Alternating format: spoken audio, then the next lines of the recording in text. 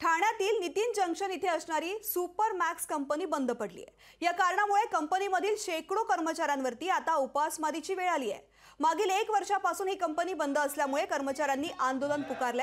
मुख्यमंत्री एकनाथ शिंदे यांची वारंवार भेट घेऊन त्यांना पत्रव्यवहार करून देखील त्यांचा तिढा हा अद्याप सुद्धा सुटलेला नाहीये। तसंच कामगार नेते किरण पावसकर यांनी देखील कामगारांची कंपनीमध्ये भेट घेऊन त्यांना आश्वासन दिलं असताना देखील कामगारांचा प्रश्न जैसे थे आहे।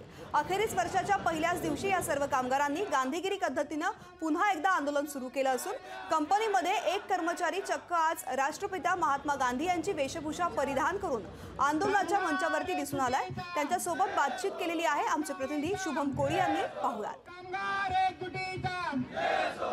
अनेक प्रकल्प जे आहेत ते आता बाहेर जाऊ लागलेले आहे। आपण पाहिलं तर सध्या आता मी आहे ठाण्यातील नितीन जंक्शन या ठिकाणी। नितीन जंक्शनमध्ये असणाऱ्या सुपरमॅक्स कंपनीतील कामगार जे आहेत ते गेल्या 1 वर्षापासून त्यांनी जो आहे तो आंदोलन पुकारलेलं आहे। अनेक कर्मचारी आहेत ते संपावरती गेलेले आहेत।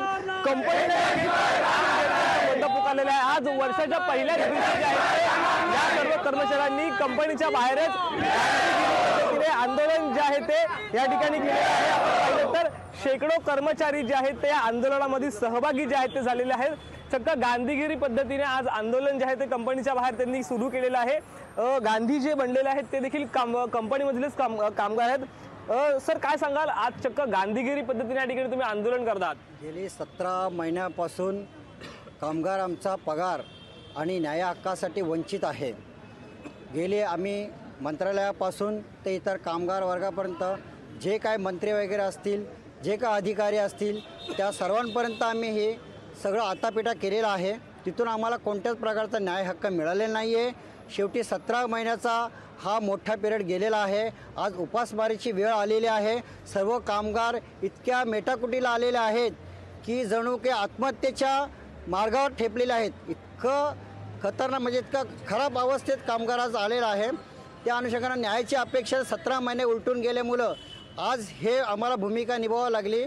पूर्ण सगळे खेळवत आहेत आम्हाला। 17 महिने आम्ही भरपूर प्रयत्न केले, पण कोणी आम्हाला लेखी आश्वासन कोणी दिले नाही। फक्त तोंडी उत्तर दिले की काम होणार आहे।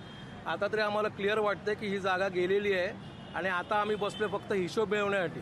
आता आम्हाला दुसरं चालू बिलू होणार नाही आहे। उगाचं आश्वासन खोटं देत आहेत, तर आम्हाला आता फक्त हिशोब आणि तो पण योग्य हिशोब मिळवण्यासाठी आम्ही बसलेलो आहे आणि जोपर्यंत मिळत नाही तोपर्यंत आम्ही इथेच बसणार आहे। 1200 कामगारांकडे कोणाचंच लक्ष नाही।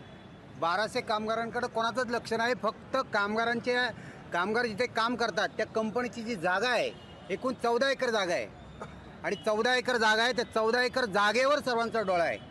म्हणून मला असं वाटतंय की कामगारांनी जे हत्यार उचललंय हा लोकशाहीचे हत्यार आहे, चळवळ आहे आणि या चळवळीने नक्कीच आम्हाला न्याय मिळेल आणि आपल्या लाडके मुख्यमंत्री एकनाथजी शिंदे साहेब नक्कीच आपल्या 1200 कामगारांना न्याय देतील, आम्हाला आशा आहे। पुढची भूमिका आम्ही ठरवलेली आहे, पण सध्या ती सांगू शकत नाही। पुढची भूमिका योग्य रीतीने आम्ही अशीच गांधीवादी पद्धतीनेच करणार आहे।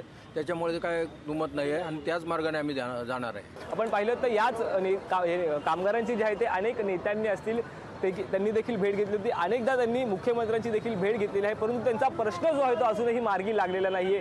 निश्चित आता या सर्वच कामगारांचा प्रश्न जो आहे तो नेमका केव्हा मार्गी लागेल, केव्हा यांचा हात तिढा सुटेल, हाच प्रश्न आता महत्त्वाचा ठरणार आहे। शुभम कोळी, लोकशाही मराठी, ठाणे। लोकशाही मराठी ऐका, पहा, जागरूक रहा।